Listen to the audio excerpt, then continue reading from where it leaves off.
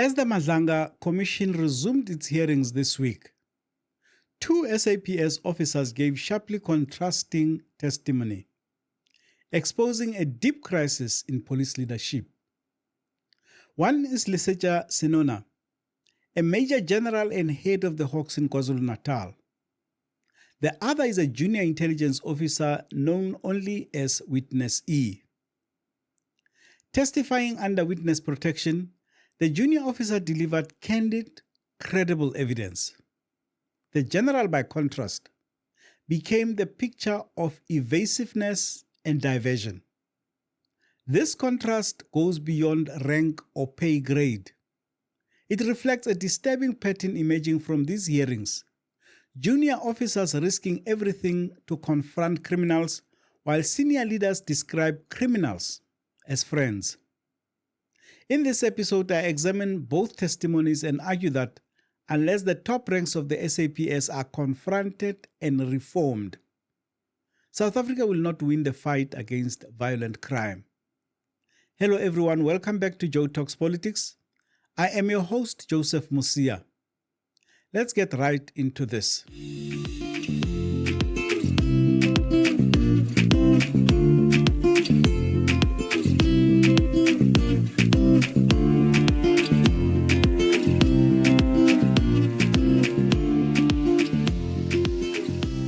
Junior police officers not only have to ward off criminals, but they also have to watch their backs because their leaders are selling them out. Witness E detailed how suspended Police Minister Senzo Mchunu tried to get him to falsely implicate the political killings task team and some of its leaders in the killing of former ANC Youth League leader Sindiso Magaqa. President Cyril Ramaphosa placed Mchunu on special leave following allegations by KZN Police Commissioner Nhlanhla Mkhwanazi that he had sought to disband the PKTT to serve the interests of crime syndicates and drug cartels. One would think that he is in enough trouble as it is. But the evidence of Witness E tells the story of someone who is still out there, operating in the shadows.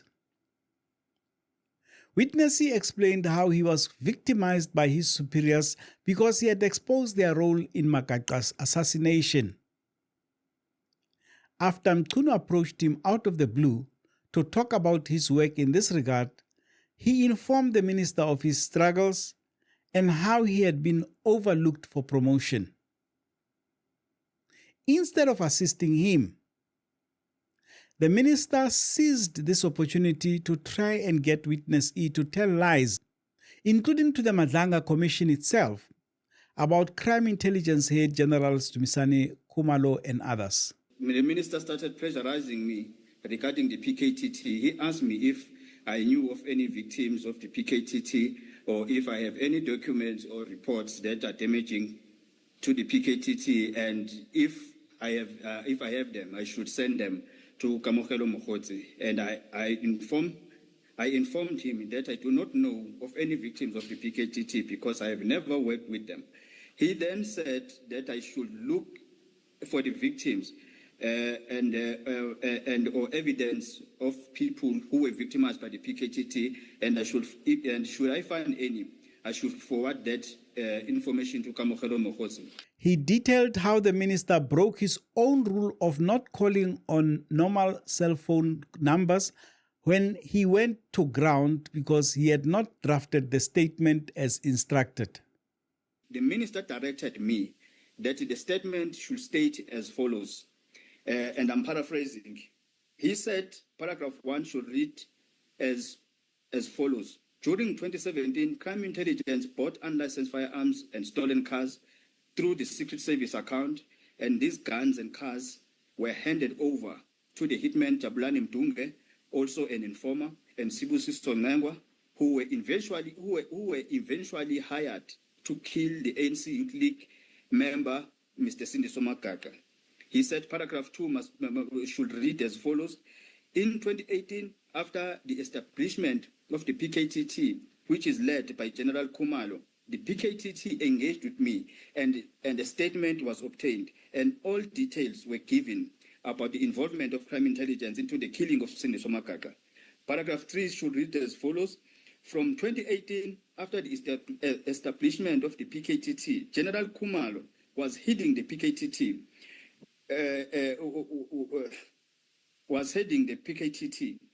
As from 2022, General Khumalo was appointed the head of crime intelligence. To date, General Khumalo has never done anything about the information that I have given pertaining the involvement of crime intelligence members, even though he is the head of crime intelligence. Paragraph 4 should read as follows. Sometimes this year, 2025, Minister Mchunu and I spoke about my promotion issue, and that the minister promised that he will escalate the matter with the SAPS. In that paragraph, 2025 was not true because the engagement with my grievances, they start from the 7th and they start from the 7th up to the 9th, in 2024 December. So they did not. The conversation did not start in 2025. But he said, I must put it this way.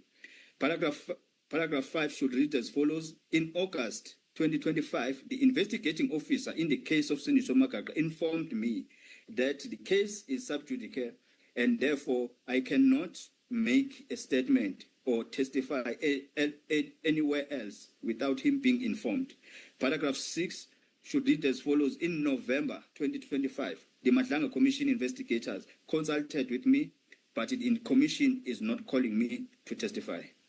Witness, before you proceed, did you prepare a statement in the terms that you referred to at paragraph 41? No, Chair, I did not prepare any statement, and I had any intention to prepare any statement. But I did not tell the minister that I'm not going to prepare the statement. I just said, okay, I'll prepare a statement, but I knew I was not going to prepare any statement, and I've never prepared any statement. This is the story of a police officer who holds the line even in the face of unimaginable pressure from a powerful politician. The very next day was the turn of KwaZulu-Natal head of the Hawks, Major General Lesetja Senona. This is a man who admits almost proudly that he is friends with criminal accused Cat Matlala. I met Mr. Matlala around Mosia Matlala around 2018, 2019, I think, around that year. And when we met, we were in Pretoria. It was a wedding, and for that matter, Commissioner Khumalo, it was my traditional wedding.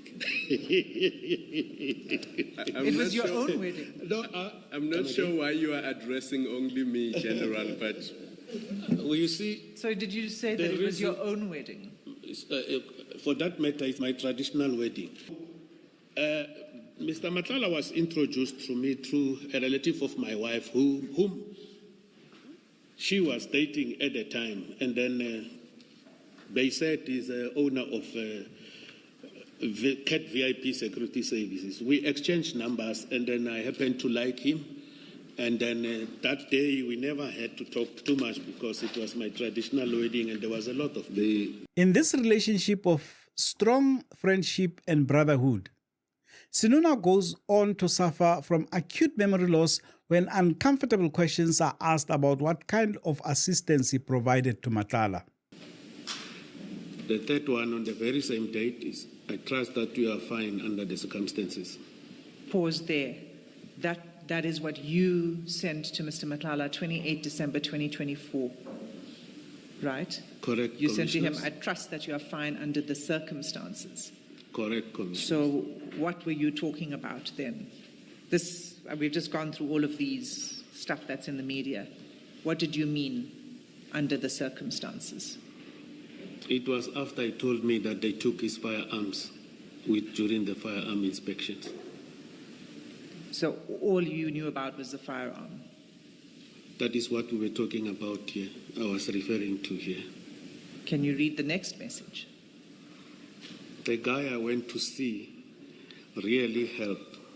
I will tell you whenever you back this side. Monday, I'm starting with our project. Nothing is disturbing me anymore. What did he mean by that?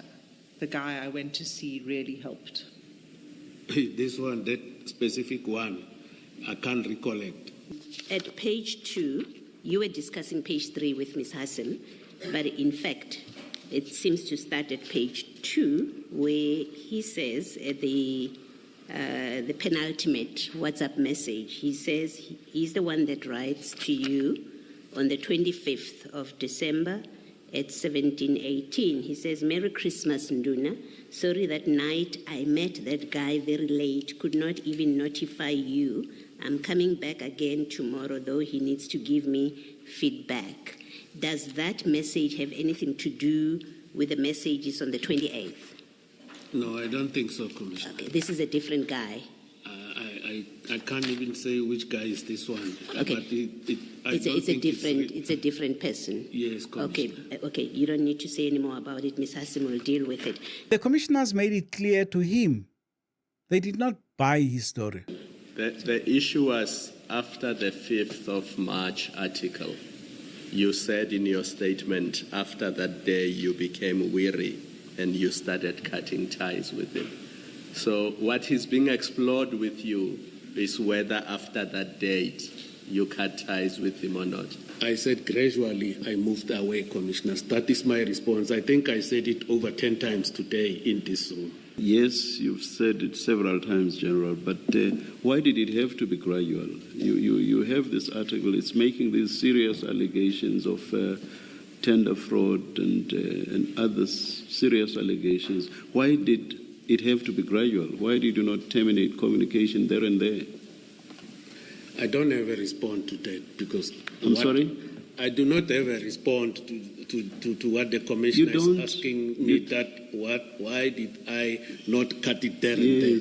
But you don't, may I come in please? You don't have a response, General, because this is untrue. At that stage, you did not intend terminating communication. That's why you have no response to my question. It's simply not true.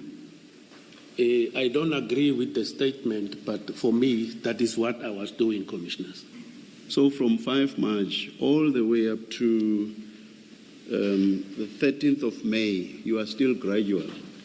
So it seems to me that had Mr. Matlala not been arrested, you would still be continuing with your communication with him, No. which buttresses or which supports my point that it's untrue that you ever intended to cut ties with him or to stop communication with him.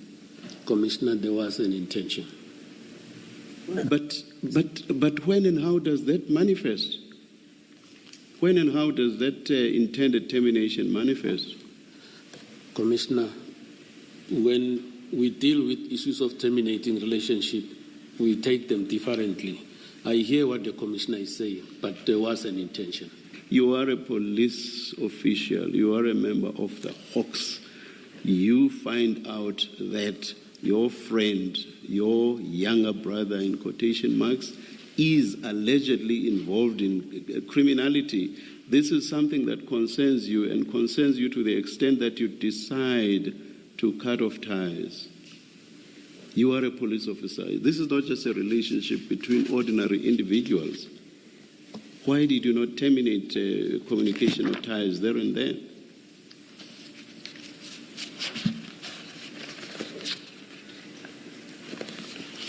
I've already responded to that, Commissioners. Which is that you cannot respond to my question. I've already responded in that I decided to terminate, to gradually move away from him. No.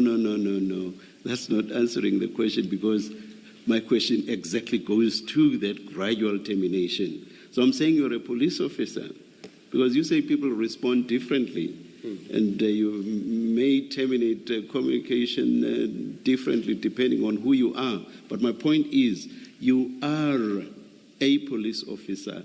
You head Hawks, which is a specialized unit within the police, and which deals with serious crimes. you become aware that a person that you consider to be your brother, your younger brother, you are Uputi, the bigger brother. So now you become aware that he is involved in criminality. And on the 5th of March, you decide that you want to cut communication with him, but you do this gradually. You are not an ordinary person. You actually had hawks in KZN. Why did you not terminate communication immediately? That idea never crossed my mind, Commissioner. Now, let's just look at the content of these communications, which are, 3 months later? You seem to be communicating with a friend in a very amicable manner. No indication at all that you are irritated with him. No indication at all that this is somebody that you want to terminate communication with. You say, this is so sad, and it leaves one with, I think you wanted to say, no choice, the no is missing, but to seek legal advice on this issue with a view to challenge this decision. No sign of you ever having intended to terminate communication at all. It's actually friendly. It's actually empathetic. How can that be if way back in March, 5 March, you already wanted to terminate communication? That just does not make sense altogether, General. Senona sounded defensive rather than candid, making his evidence ethically and institutionally weak. General Nhlanhla Mkhwanazi is coming back to the commission, and he will have serious questions to answer about meeting with Cat Matlala and not disclosing that to any of the forums he has appeared so far. But whether you think he is a hero in this story or not, you have to give him credit for taking that bold action in July last year. Otherwise, officers like Witness E and others stood no chance against this tide. Their own superiors are working against them. Witness E believed that talking to the police minister about his problems would bring him relief. Instead, that very person tries to use him to fight his political battles. The head of the Hawks says he saw nothing wrong in accompanying a service provider to the SAPS to a high-ranking police official to do backroom deals. What do you think? Will the Madlanga Commission be able to clean up the police? Send your comments to the comment section. And if you enjoyed this episode, please don't forget to like and share it. We are working towards 10,000 subscribers by the end of June. So if you are not yet a subscriber, please consider doing so. That's all from me, Joseph Mosia. See you in the next episode.